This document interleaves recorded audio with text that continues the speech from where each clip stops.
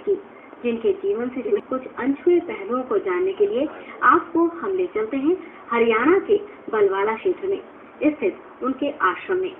महाराज जी प्रणाम। महाराज जी, आपका बचपन कैसे और कहाँ बीता? सबके मन में ये जानने की उत्सुकता बनी हुई है।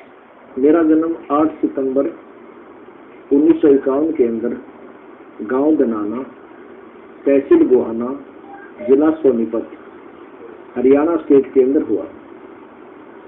मेरी प्राथमिक शिक्षा गांव के अंदर ही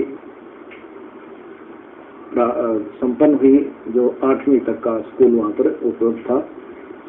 उसके बाद मैट्रिक पास करके मैंने डिप्लोमा इन सिविल इंजीनियरिंग को मिलोखेड़ी करनाल जिले के अंदर पॉलिटेक्निक से किया। उसके बाद हरियाणा के अंदर इरिगेशन डिपार्टमेंट के अंदर मैंने जेई की नौकरी की। सन 1988 में मुझे एक संत महापुरुष प्राप्त हुए। उसके बाद मैंने स्कूल के आदेश के अनुसार ये शास्त्र अनुसार साधना प्रारंभ की। 18 वर्ष जेई की नौकरी करके मैंने रिजाइन कर दिया सर्विस से और इस भक्ति मार्ग के गुरुदेव के आदेश अनुसार इस भक्ति मार्ग पर लग गया। महाराज जी, अब हम आपसे ये जानना चाहेंगे कि लोगों को अंधकार रूपी अज्ञान से निकालने की प्रेरणा आपको कहाँ से मिली? हाँ, पहले मेरा जन्म पवित्र हिंदू समाज के अंदर हुआ और जो भी अपनी परंपरागत साधनाएं हिंदू समाज में चल रही हैं, उनमें से बहुत सी मैं किया करता था। जिनमें से हम श्री हनुमान जी की पूजा, बाबा श्याम जी की पूजा, भगवान श्री कृष्ण, भगवान श्री राम के जाप का नाम का जाप, गीता जी का नित्य पाठ और भी धर्म स्थलों पर जाता रहता था। सन 1988 में मुझे एक वयोवृद्ध संत कबीर पंथ से जुड़े हुए महात्मा मिले। उनकी आयु उस समय 104 वर्ष थी लगभग। उन्होंने मुझसे पूछा, बेटा तू क्या पूजा करता है? मैंने उनको अपनी परंपरागत पूजाएं बताई। हनुमान जी का व्रत रखता हूँ, मंगलवार का व्रत रखता हूँ। उस समय मुझे 25 वर्ष हो गए थे मंगलवार का व्रत रखते हुए, और अन्य पूजाएं भी जो अपने हिंदू समाज में वर्तमान में चल रही हैं वो किया करता था। मेरे पूज्य गुरुदेव जी जो संत मुझे मिले, वो पवित्र ब्राह्मण जाति में उनका जन्म था। उन्होंने बताया, बेटा जो साधना की कर रहा है ये वेदों और गीता जी के विरुद्ध है। कौन कौन सी साधना हम कर रहे थे जो मैंने अभी आपको बताया।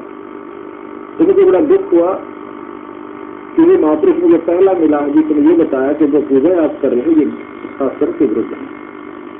तो मैंने उनके श्री चरणों में प्रणाम किया और पूछा कि हे प्रभु, यदि मैं ये गलत साधना कर रहा हूँ, मैं अकेला ही नहीं कर रहा हूँ, तो हमारा पूरा पवित्र हिंदू समाज कर रहा है। उन्होंने कहा, बेटा देखो, एक तो होता सुना सुना ज्ञान, एक होता शास्त्रों का ज्ञान। गीता जी अध्याय नंबर 16 मंत्र 23 में कहा है कि जो शास्त्र विधि को त्याग कर मनमाना आचरण अपनी मर्जी से जो पूजाएं करते हैं उसकी न कोई गति होती है, न उसको कोई सिद्धि प्राप्त होती है, न उसको कोई सुख होता है, तो व्यर्थ है। तो शास्त्रों में क्या प्रमाण है, कैसी साधना है, ये आप सदग्रंथों को पढ़िए। गुरुदेव ने मुझे बताया सदग्रंथों के अंदर सर्वप्रथम वेद आते हैं और श्रीमद् भगवत गीता चारों वेदों का निष्कर्ष है। श्लोक में संक्षिप्त के अंदर ये इसी चारों पवित्र वेदों का ज्ञान इसके अंदर समाया हुआ है। इसके साथ साथ हमारे सहजी शास्त्र हैं 18 पुराण। इन पुराणों के आधार से हम साधना जो भी हम कर रहे हैं, यहाँ में जो ज्ञान प्राप्त हुआ है जिन भी प्रभुओं का, तो ये पुराणों से प्राप्त हुआ। तो महाराज जी, क्या आपका कहना है कि आत्मा का परमात्मा से मिलने का मार्ग हमारे वेदों और ग्रंथों से होकर निकलता है? हम ये कहना चाहते हैं कि जो हमने परमात्मा पाना है तो उसकी विधि अपने सदग्रंथों में विद्यमान है। इसके अतिरिक्त हम साधना से अपने किसी कहने से, पंच के कहने से या अपने देखा देखी परंपरागत साधना करना है, वो मोक्ष मार्ग नहीं है। क्योंकि इसका प्रमाण गीता जी भी कह रही है। 16वें अध्याय के 23वें श्लोक में कहा है कि शास्त्र जी के त्याग का जो मनमाना आत्म करते हैं उनको ना सुख होगा, ना उनकी गति होगी, ना उनको कोई लाभ होगा, अर्थात व्यर्थ। लेकिन महाराज जी, खासकर शहरों में लोगों का जीवन इतना व्यस्त हो गया है कि ज्ञान प्राप्त करने के लिए ग्रंथों का अध्ययन करने का समय मनुष्य के पास नहीं है। ऐसे में सरल रूप से मानव ज्ञान कैसे प्राप्त कर सकता है? ऐसा है जैसे एक वैद्य होता है, एक रोगी होता है। वैद्य पहले दवाइयों को, औषधियों को पढ़ता है, उनके रोगों से परिचित, उनके गुणों से परिचित होकर के जड़ी बनाता है। प्रत्येक रोगी के बस की बात नहीं है कि वो उन औषधि की पुस्तकों को पढ़े, फिर दवाइयां बनाए, फिर खाए। तो इसी प्रकार गुरु का एक रोल जो होता है, भूमिका है, वो वैद्य जैसी होती है। उसने सदग्रंथों को पढ़ना होता है। सदग्रंथों के आधार से फिर उन्होंने अपने भक्ति मार्ग प्रस्तुत करना होता है।